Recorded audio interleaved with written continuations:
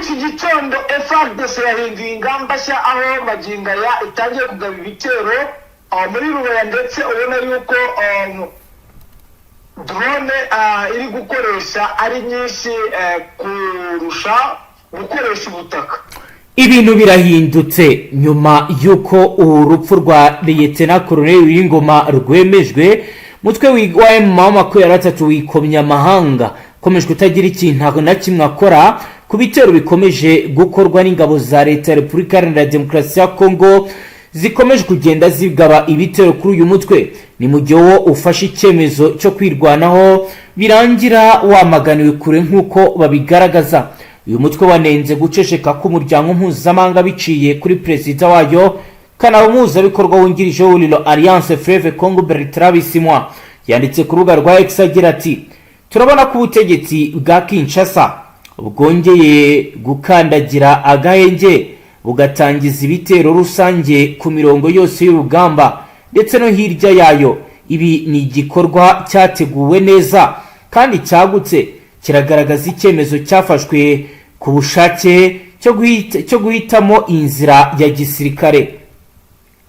Bisimwa yavuze ko nka AFC M23 bafite impungenge zikomeye kubera ko kugeza ubu nta gikorwa gisobanutse kandi kigaragara cyafashwe kigamije guhagarika zako kanya ibitero bikomeje kugabwa n'ingabo za leta ya Kongo.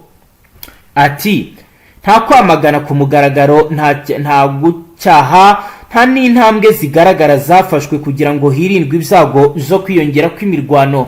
Perezida wa M23 avuga ko guceceka gukomeje kugaragara n'amahanga guceceka gukomeje kugaragaza ko amahanga atandukanye cyane n'uburyo yihutira kwamagana uriya mutwe iyo wagabweho ibitero bikaba ngombwa ko wirwanaho. AFC yikomye amahanga komeje kurucakarumira mu gihe ikomeje kugabwaho ibitero karabutaka n'iro ry'ingabo za leta ya Kongo Kinshasa. Ibitero bya drone izo ngabo zagabye mu gace ka Rubaya kuwa kabiri zasize byishwara umuvugizi w'igisirikare w'uyu mutwe Lieutenant Colonel W'Ingoma. Amakuru kandi avuga ko uyu kuwa gatatu ingabo za leta zakajije ibitero kuri ya mutwe by'umwihariko muri territoire ya Masisi akomeje kubera imirwano ikomeye, ndetse no muri iki gitondo niko bizindutse. AFC kandi irashinja ingabo za Kinshasa kugaba ibitero muri Kivu y'Amajyepfo nko mu gace kitwa Rutigita mu Minembwe, muri Kitazungura muri territoire ya Karehe ndetse na Rugezi muri Minembwe. Ibindi reka twumvira ko infoma wacu Safari tubwire ibiri kugenda mu gitondo cya kare kuri uyu munsi wa kane w'indwi kwigenekerezo rya 25 Ruhuma 2026. Bwana Safari waramutse neza? Maramutse. Safari, kugeza ubu biragaragara ko imirwano ikomeye irakomeje kandi irakaze. Bihagaze gute muri iki gitondo? Yego niko biri, kandi ubona yuko imirwano yahinduye isura kandi irimo ubwenge bukabije n'ikoranabuhanga bihambaye, aho ubona yuko ku ingabo ntizikiboneka, kurwana uruhurirane n'ibigikunda nyuma yuko ingabo za Ngora zizanye ibikoresho by'intambara harimo indege ndetse na drone bivugwa ko ari iz'abanya-Israeli zitagaragara ku marodari, ntabwo zikururwa. Niyo mpamvu ubona yuko urugamba rwahinduye isura kandi ruri kugenda rwica abatari bakeya bitewe n'uko aho rugabye ibitero rusiga ruhitanye abasirikare batari bakeya. Nubwo bivuga ko hishwe W'Ingoma, ariko hari abasirikare benshi bamwe mu bamurindaga abagiye bapfa bitewe n'uko ndetse n'abaturage. Ndumva nabwiye nti iyi drone yateye mu bice bya hariya hose, ariko abaturage kuko aribo bahita batanga amakuru ku gihe nibo hapfuyemo abaturage benshi cyane ku rwego rwo hejuru, kuko zino drone ziteye ubwoba, ntizigaragara, nta radari n'imwe ikurura. Urabona rero ko ibintu bikomeje kuba bibi cyane muri bino bice n'ubundi, aho ibice bikomeje kugenda bigaragara, ndetse ubona yuko byanahinduye n'isura magingo aya ngaya. Icyahindutse ni igiki Bwana Safari?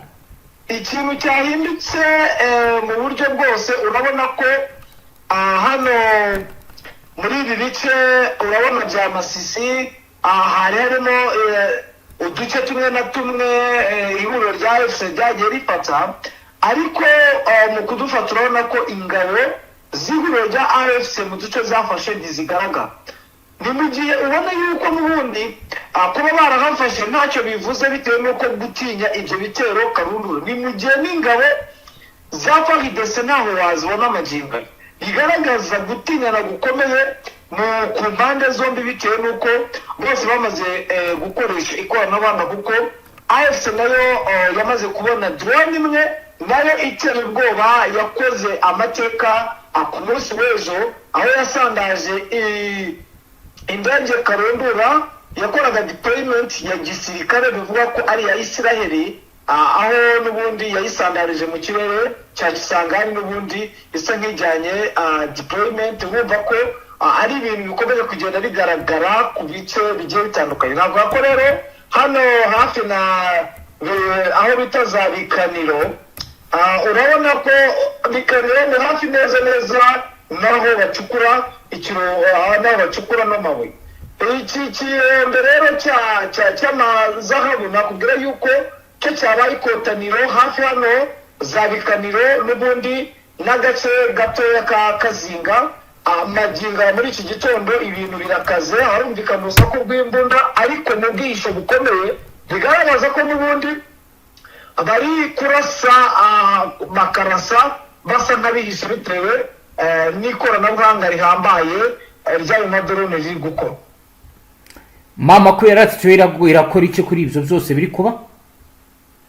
kugeza ubu mama 23 yahinduye strategy ndetse inagaragaza ko ibintu yari irimo mu bice bitandukanye. hari umuntu wavuga yuri Goma, bivuga ko habaye inama y'igitaraganya, ndetse inemeza ko ibintu byo gukomeza kwiringira iby'agahenge bagiye kubivamo. ubona yuko dushobora kubona intambara iruta izi ngizi turi kuvuga magingo aya, bitewe n'uko bafashe umwanzuro w'uko bagiye kwataka mpaka ku iherezo, kuko bamaze kuvumbura umugambi w'ihuriro rya FARDC ndetse na leta ya Kinshasa ko nta gahunda bafite y'agahenge nk'uko bakomeje kugenda bakabizeza.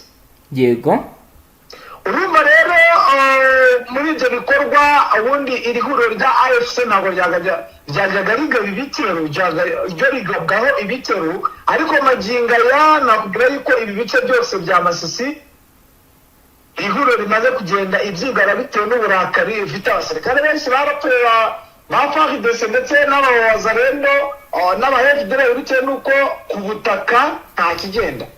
rero ikintu bakoze ni tacticoma yakozwe n'ihuriro rya AFC mu kugira ngo bakurure abasirikare baze ni amayeri nabashije gukurura. nsanga yuko umuntu wa hafi muri AFC niwe wayamaye, ambwiye yuko bagira ngo babanze babakure mu mashyamba, kuko bano ba FDLR akenshi na kenshi ari amashyamba baramenyereye, aribo bagiye bafata udusantire tugiye dutandukanye, bava noneho muri ibyo bice byose barangije mu kuza n'ubundi kugira ngo bafatire muri iyo mijyi. barabariteguye ku rwego rwo hejuru, barabarimbaguye, aho n'ubundi uretse urwikango iri huriro rya AFC rifite ry'amadrone abiri, ni amadrone abiri ya FARDC akomeye ku rwego rwo hejuru, ku buryo nayo arasa ndetse nta nteguza. ibi rero bikaba ariyo mpamvu bafite ubwoba, ariko urabona yuko iri huriro rya AFC naryo rikomeje kugenda rikora udutendo tugiye dutandukanye ku mirongo y'imbere y'urugamba. ubona yuko imirwano yaba igiye kuba mibi ku rwego rwo hejuru, ndetse ibi bituma abatari bake noneho bava mu byabo. mbese reka wenda turebe ikintu cyahuruje umugaba mukuru w'ingabo n'ubundi za AFC General Sultan Makenga, aho yigereye ku mirongo y'imbere y'urugamba hano za Masisi. yego, ni igikorwa gikomeye cyakozwe n'ingabo za FARDC, aho nakubwira ko haburaho gato ngo bagere kuri iki kirombe cya Rubaya. yego, kandi ukaba ubona ko baganje bari mu gace nyuma yo gufata aka gace ka Kaziga, urabona yuko basa nkaho bafite imbaraga z'umurengera kandi bafite morale kandi bihwanye n'uko n'ubundi babanze kubona amafaranga. urabona yuko n'ubundi ari ibintu bisa nkaho biri bugore AFC kuba babasha gusubiza inyuma izi ngabo, kuko nakubwira yuko bagabye ibitero mu bice bigiye bitandukanye, aho no mu Rucuro ari uko bakivangana n'ingabo ziri muri parike ya Virunga, bigaragaza ko n'ubundi bitari buze koroha habe na gatoya hano muri Nord Kivu. Ni mu gihe kandi muri Sud Kivu Minembwe nayo ikomeje kugenda isa nkaho imirwano ikomeye kandi ikomeje bitewe n'uko bashaka gutwatakira hamwe na Kavumu saa iyi ngiyi. Imirwano iracyakomeye, benshi baba bamenya n'abandi, ariko n'ubundi baracyagaba ibitero bava muri pariki ya Kahuzi Byega, kuko icyo bari gukora bo barasa nkaho ni nko kudefanda, kuko umubare w'abasirikare uracyari ikibazo gikomeye cyane muri ibi bice byose. Abandi bagiye he bwana Safari? nakubwira yuko abasirikare benshi ku munsi w'ejo bose babadiployiminze muri ino zone ya Masisi. Hari umubare mwinshi w'abasirikare, nikomba imirwano irakomeye, kuko nakubwira yuko na n'ubu magingo aya agace ka Gasenyi kari kubera imirwano nk'iyaberaga kuri Puwezero, kuko kano gace ka Gasenyi kameze nk'uko Puwezero yari imeze hariya mu Minembwe, kuko ni puwe strategique kandi yihariye, bigaragaza ko bitari buze koroha isaha iyo ari yo yose. Ihuriro rya FARDC ryamenyereye kwataka mu masaha n'ubundi kugaba ibitero bikomeye mu masaha y'isaa yine saa sita nibwo batangira kugaba ibitero, kuko gahunda yabo ntabwo Safari nkunganiyeho gato, hashize akanya gato binyuze ku rubuga rwa X rwa MRDP M23 RDC Congo bagize bati kuri uyu wa kabiri ku itariki ya 24 z'ukwezi kwa 2026 guhera saa 8:43 za mu gitondo indege zitagira abapilote zo mu ngabo zihuriweho n'ubutegetsi bwa Kinshasa zateye ibisasu mu mujyi wa Rubaya mu buryo budasobanutse, zitera ubwoba kandi zica abaturage b'inzirakarengane. Iki gikorwa cy'ubunyamaswa ni icyaha kibasiye inyoko muntu n'icyaha cy'intambara. M23 nayo iriyemerera kwikugabwa y'ibitero. Turaza kwitega iki kugeza ubu kurikije ibiko Rubaya barayisubiza biragenda gute?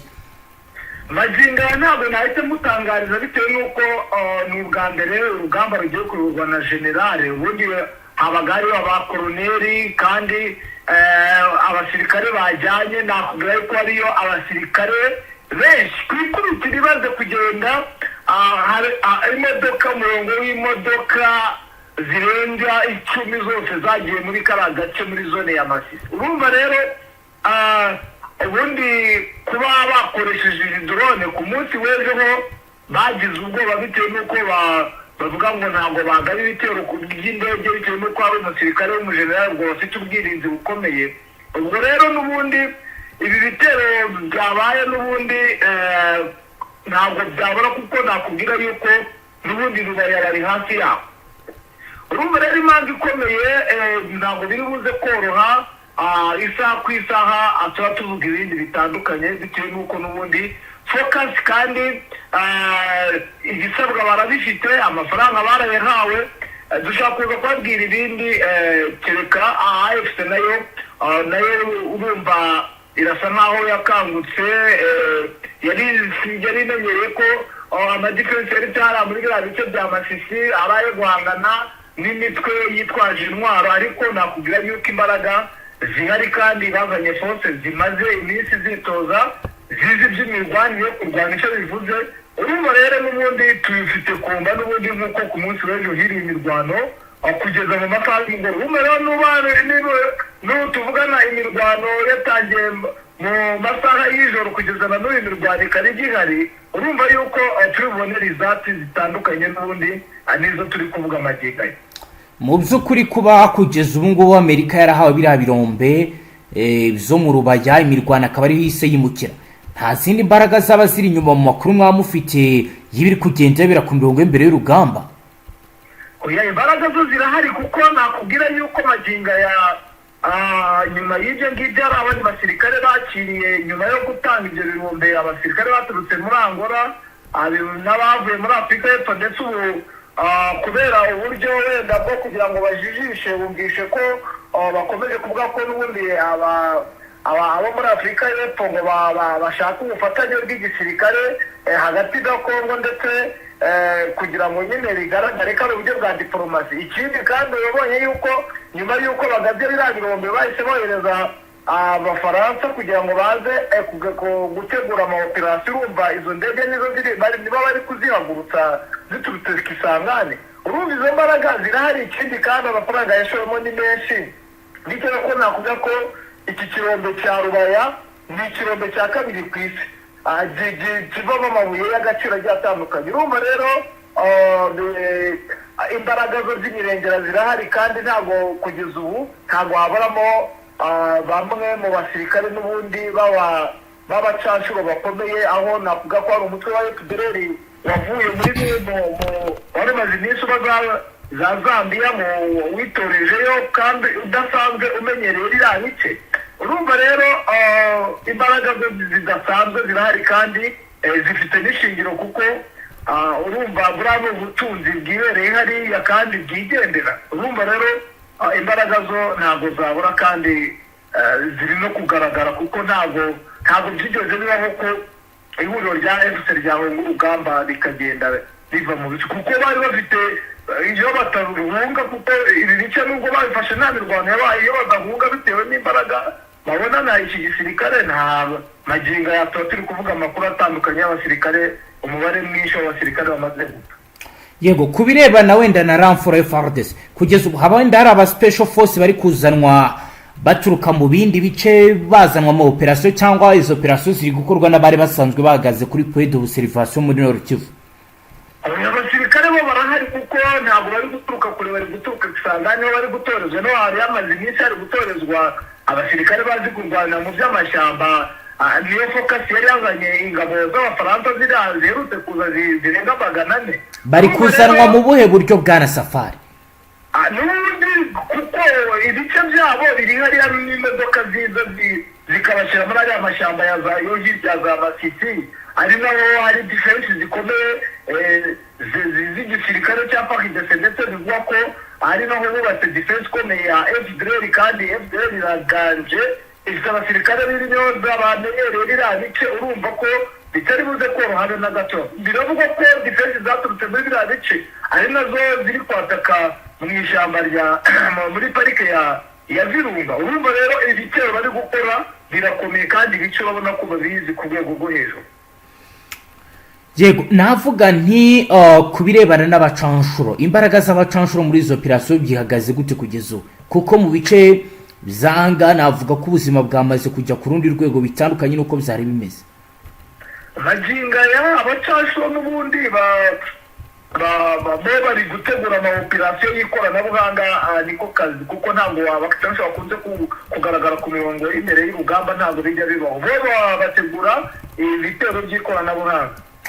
Yego, turebye ibijyanye n'ibiri kugenda bigaragara ndetse binavugwa, reka nkubaze ku birebana n'ibivugwa by'umutekano ko no mu bindi bice bitandukanye no muri Sake naho umutekano ushobora guhungabana. Byo amakuru bifiteho na yahe bwana Safari?